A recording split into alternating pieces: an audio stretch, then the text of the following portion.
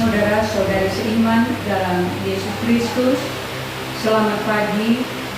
Mari sebelum kita memulai renungan kita di pagi hari baru ini, kita awali dengan berdoa. Dalam nama Bapa dan Putra dan Roh Kudus. Amin. Allah Bapa Maha Agung, karena belas kasih-Mu, Engkau berkenan mengangkat yang hina-hina melalui kehadiran Yesus, Putra Bunda Maria. Semoga kami turut memperhatikan saudara-saudari kami yang kecil, lemah, dan tak berdaya. Berkati kami dalam mengawali seluruh persiaran tugas karya pelayanan di pekan yang baru ini. Semoga rahmat Roh Kudus senantiasa memampukan kami, agar lewat sabda dan perenungan hari ini, kami boleh melaksanakan tugas dan karya pelayanan kami, terlebih khusus untuk mereka yang kecil, lemah, dan tak berdaya. Dengan pengantaraan Yesus Kristus, Tuhan kami, yang bersama dengan Dikau dalam persekutuan dengan Roh Kudus, Allah yang hidup kini dan sepanjang masa. Amin. Marilah kita mendengarkan sabda Tuhan. Inilah Injil suci menurut Lukas. Dimuliakanlah Tuhan.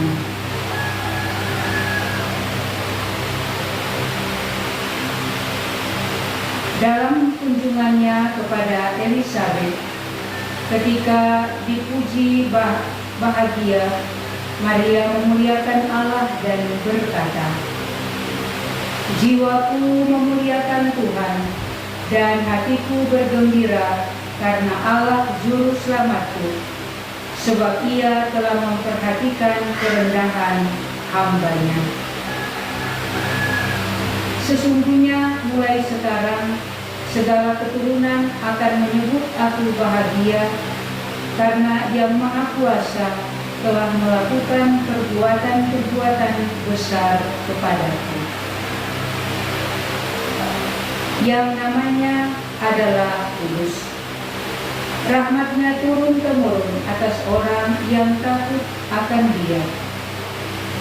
Ia memperlihatkan kuasa-Nya dengan perbuatan tangan-Nya dan mencerai-beraikan orang-orang yang congkak hatinya. Ia menurunkan orang-orang yang berkuasa dari tahtanya dan meninggikan orang-orang yang rendah. Ia melimpahkan segala yang baik kepada orang yang lapar dan menyuruh orang yang kaya pergi dengan tangan hampa. Ia menolong Israel hamba-Nya, karena Ia mengingat rahmat-Nya seperti yang dijanjikannya kepada nenek moyang kita, kepada Abraham dan keturunannya untuk selama-lamanya." Kira-kira 3 bulan lamanya, Maria tinggal bersama Elisabet, lalu pulang ke rumahnya. Demikianlah sabda Tuhan. Terpujilah Kristus. Saudara-saudari seiman dalam Yesus Kristus, dalam kehidupan kita setiap hari,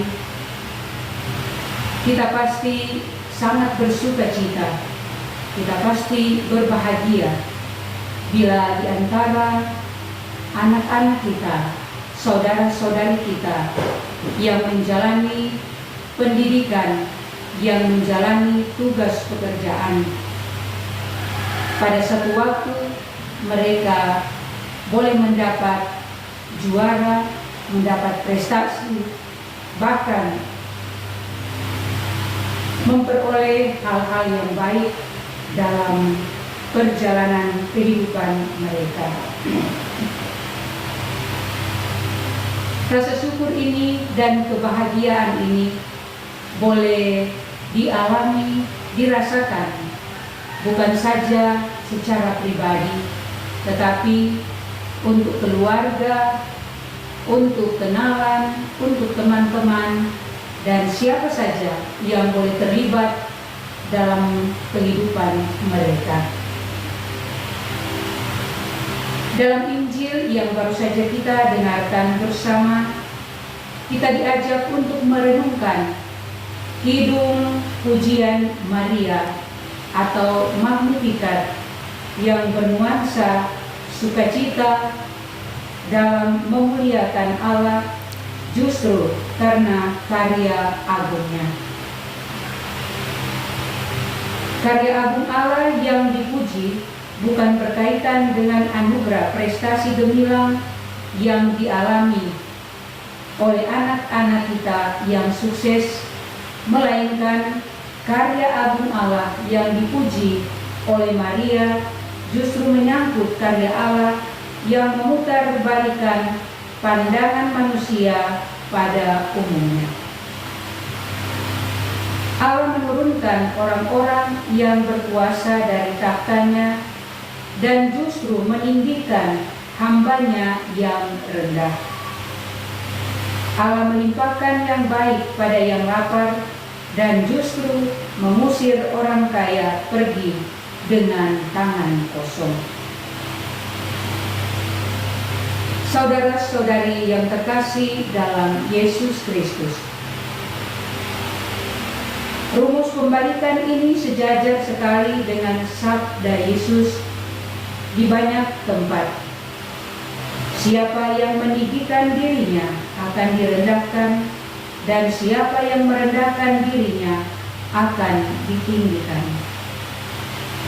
Rumus pembalikan ini sebenarnya memuat inti misteri inkarnasi dan misteri Paskah Tuhan Yesus Kristus, yang walaupun Allah mau menjadi manusia dan bahkan sebagai manusia dia menjadi hamba dan mati di salib, namun Allah meninggikan dia menjadi Tuhan dan penyelamat kita.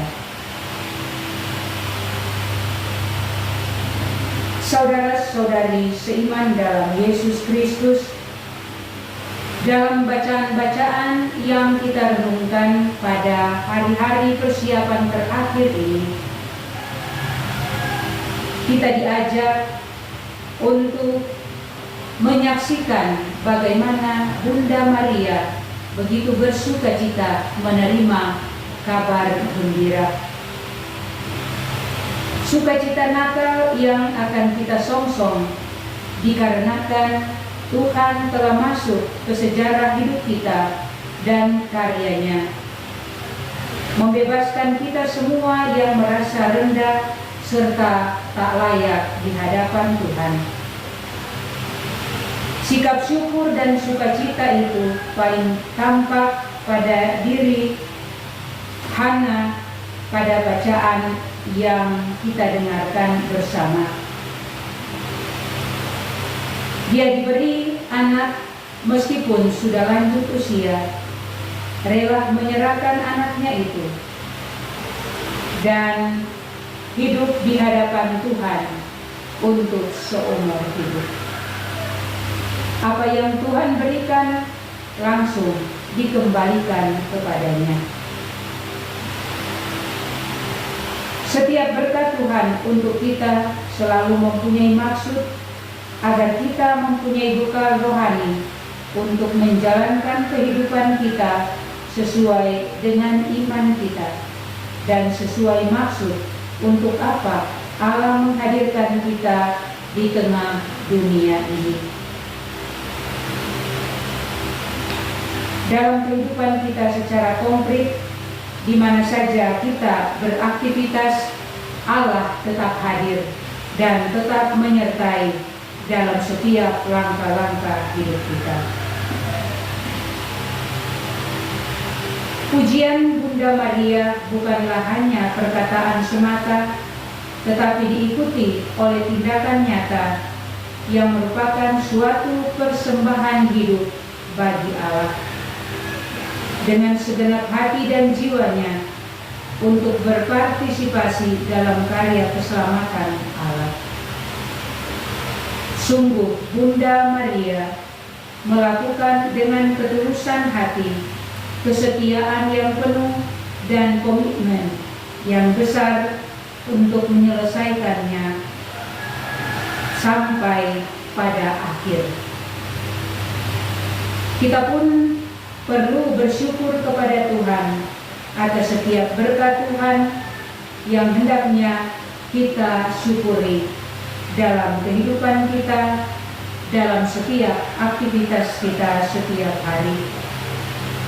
Tidak hanya dengan kata-kata hampa, melainkan dengan tindakan nyata sebagaimana yang telah diteladankan oleh Bunda Maria kepada kita semua umat beriman. Semoga kita mampu melaksanakan karya pelayanan kita dengan penuh sukacita dan syukur akan kebaikan Tuhan sendiri.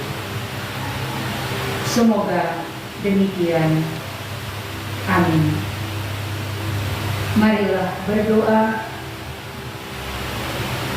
Allah Bapa Maha Baik, kami bersyukur atas kehadiran Putra-Mu dalam sabda dan permenungan yang boleh kami dengarkan hari ini.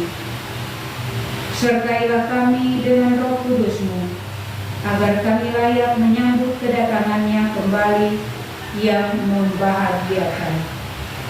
Sebab Dialah Tuhan pengantara kami, yang hidup dan berkuasa bersama Bapa dalam persekutuan dengan Roh Kudus, Allah sepanjang segala masa. Amin. Dalam nama Bapa dan Putra dan Roh Kudus. Amin.